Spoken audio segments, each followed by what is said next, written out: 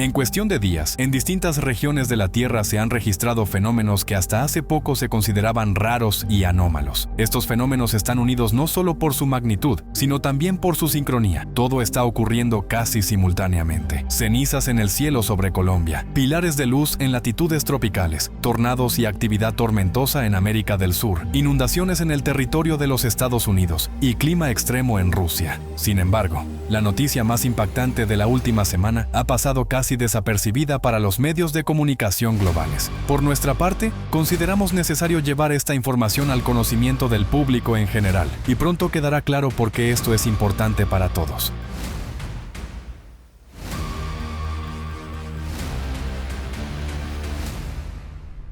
Estados Unidos.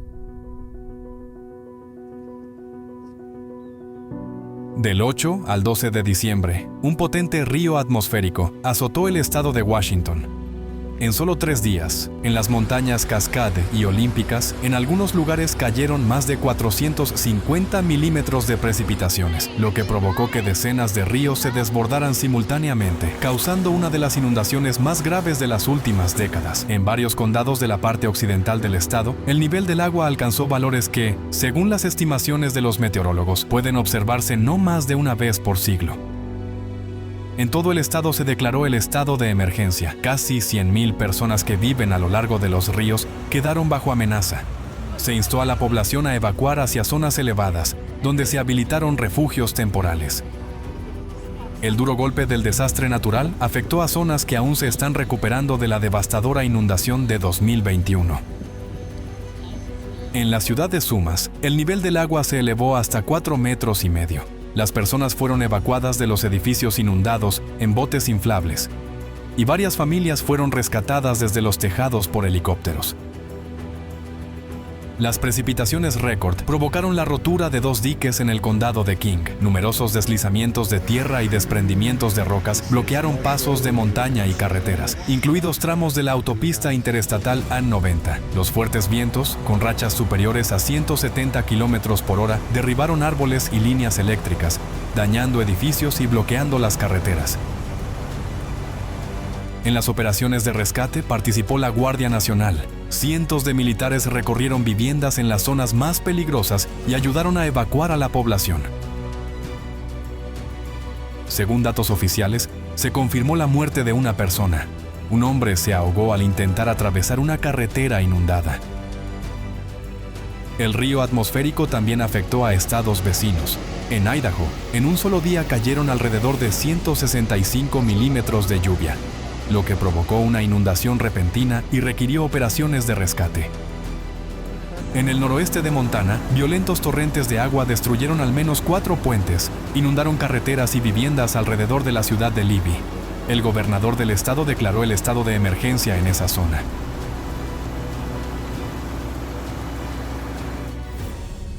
La causa de una inundación de tal magnitud no fue solo la enorme cantidad de precipitaciones, sino también que el aire cálido, que suele acompañar a los ríos atmosféricos, derritió el manto de nieve en las montañas, aumentando el caudal de agua en ríos y arroyos ya de por sí desbordados.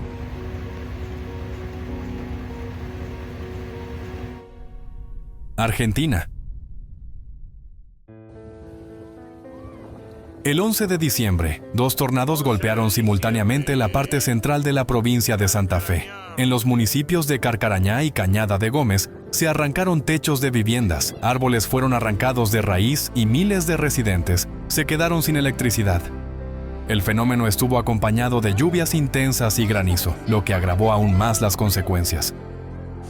El 14 de diciembre, una potente tormenta atravesó la provincia de Catamarca. Los fuertes vientos acompañados de lluvia provocaron graves daños en el área donde se celebraba la feria navideña anual, Feria del Patio. Las ráfagas de viento arrancaron lonas, volcaron estructuras y carpas. Resultaron dañados el escenario, las tiendas comerciales y los puestos de comida. El equipamiento y los productos sufrieron daños por el agua y parte del recinto quedó inundado.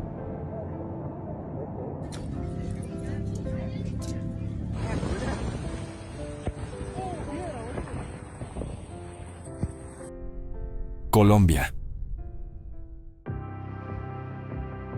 El 13 de diciembre, el volcán Puracé, en el suroeste de Colombia, expulsó una densa columna de ceniza, convirtiéndose en un nuevo episodio de una actividad sostenida que ya continúa desde hace varias semanas.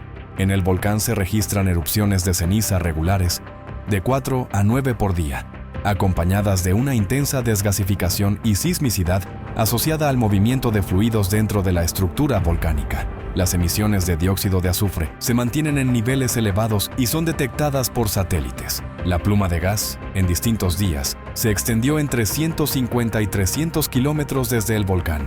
Habitantes de la aldea de Chapío y de otras localidades informaron de un fuerte olor a azufre. Al mismo tiempo, se observó un aumento de la temperatura en la zona del cráter, lo que se asocia a la emisión de gases calientes. Ante el aumento de la actividad, el 29 de noviembre, el Servicio Geológico Colombiano elevó el nivel de alerta del volcán Puracé de amarillo a naranja. En las cercanías del volcán viven principalmente comunidades campesinas. Tras anunciarse la alerta, comenzaron los preparativos para la evacuación de aproximadamente 400 residentes locales, pero el proceso es difícil. Muchas familias no quieren abandonar sus hogares por temor a perder su ganado, aves de corral y cultivos que constituyen la base de su sustento. Cabe señalar que en el volcán Puracé se han documentado al menos 51 erupciones desde el año 1400. La última de gran magnitud ocurrió en marzo de 1977 y desde 2021 los especialistas registran un aumento gradual pero sostenido de la actividad, especialmente marcado durante este año. Cuando las cenizas son emitidas a la atmósfera, Brasil.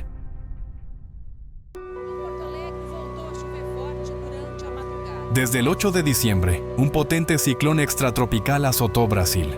Debido a su desplazamiento lento e impredecible, el tiempo peligroso se mantuvo durante varios días. En el estado de Río Grande do Sul, se produjo un tornado cuya velocidad del viento, según estimaciones de los meteorólogos, alcanzó el límite inferior de la categoría F2. Miles de personas se quedaron sin suministro eléctrico. Los techos de unas 60 viviendas quedaron total o parcialmente destruidos y resultaron gravemente dañados una iglesia local, una escuela, un puesto médico y varias bodegas. El viento fue tan fuerte que volcó grandes tanques metálicos para vino. Al día siguiente, el ciclón provocó lluvias intensas en algunas ciudades del estado. En 36 horas cayó el equivalente a 2 o 3 meses de precipitaciones. La ciudad costera de Osorio vivió una de las inundaciones más graves de su historia. El agua subió de forma inusualmente rápida, alcanzando zonas que nunca antes se habían inundado. En el estado de Santa Catarina, en algunos lugares cayeron más de 150 milímetros de lluvia en un solo día. En el municipio de Palosa, una crecida repentina se llevó un automóvil. En el vehículo viajaban un matrimonio y su hijo de 1 año. Lamentablemente, los 3 fallecieron. Las lluvias paralizaron el transporte. En las principales carreteras del estado se formaron atascos de varios kilómetros debido a la acumulación de agua. El 10 de diciembre, al desplazarse hacia la costa atlántica, el ciclón desató vientos huracanados en los estados del sur y sureste del país. En 5 de ellos las rachas superaron los 100 kilómetros por hora.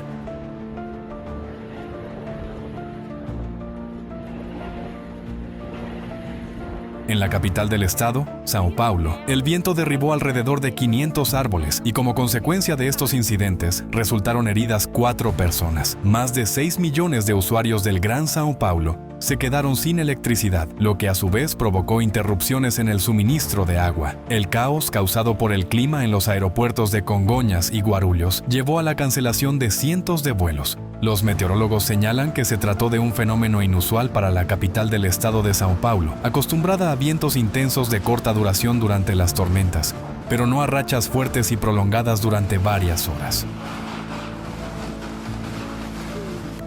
En total, en todo el país, como consecuencia de las fuertes lluvias, el viento y los deslizamientos de tierra provocados por el desastre natural, murieron 6 personas. Ni los especialistas ni los habitantes locales esperaban un ciclón tan potente en diciembre, cuando en el hemisferio sur es verano. Además, este tipo de sistemas suele intensificarse sobre el océano y debilitarse sobre tierra firme. En este caso ocurrió lo contrario. El ciclón alcanzó su máxima intensidad ya sobre el continente, y la presión en su centro descendió hasta 992 hectopascales, uno de los valores más bajos de las últimas décadas.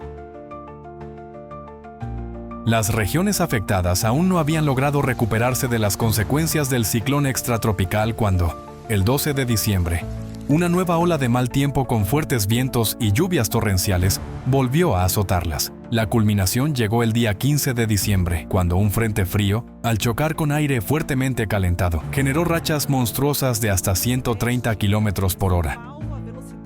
El temporal afectó a más de 54 municipios. Miles de residentes volvieron a quedarse sin luz y sin agua. En la ciudad de Porto Alegre, ramas caídas hirieron a varias personas, y en Cruz Alta, el viento arrancó techos y derribó árboles.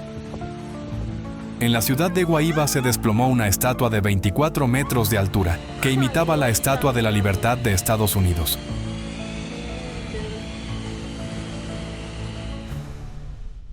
Tailandia. En la noche del 12 de diciembre, los habitantes de la provincia de Phuket, en Tailandia, fueron testigos de un fenómeno atmosférico extremadamente raro para las latitudes tropicales, los pilares de luz. En el cielo aparecieron rayos verticales de luz, como si estuvieran suspendidos en el aire y se elevaran hacia gran altura. Un fenómeno similar ya se había observado sobre la provincia en abril de este año. Cabe señalar que los pilares de luz suelen ser característicos de regiones con clima frío, donde en las capas bajas de la atmósfera se forman cristales de hielo que, al reflejar la luz, crean este efecto óptico. Precisamente por eso, su aparición en países tropicales se considera un fenómeno sin precedentes. Los expertos del Centro Global de Investigación ALATRA advirtieron sobre este fenómeno, aparentemente bello pero extremadamente alarmante, hace más de 2 años. A diferencia de los pilares de luz ordinarios, lo que se observa hoy es el resultado de la aparición de anomalías magnéticas atípicas que provocan la formación, a lo largo de las líneas de fuerza del campo magnético terrestre, de grupos de brillantes pilares de luz, lo que indica su debilitamiento catastrófico. Marruecos.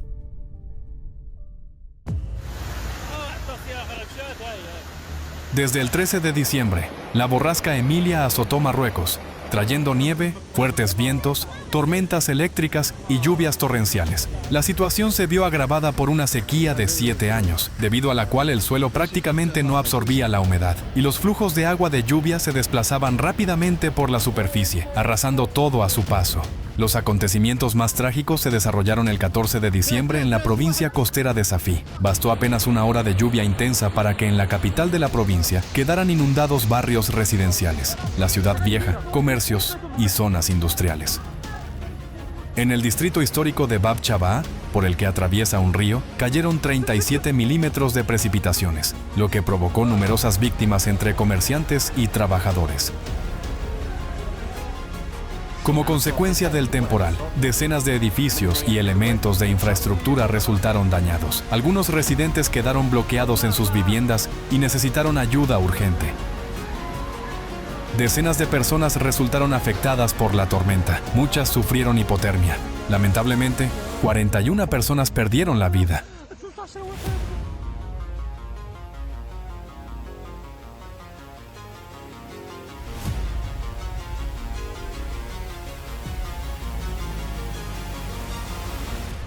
Rusia.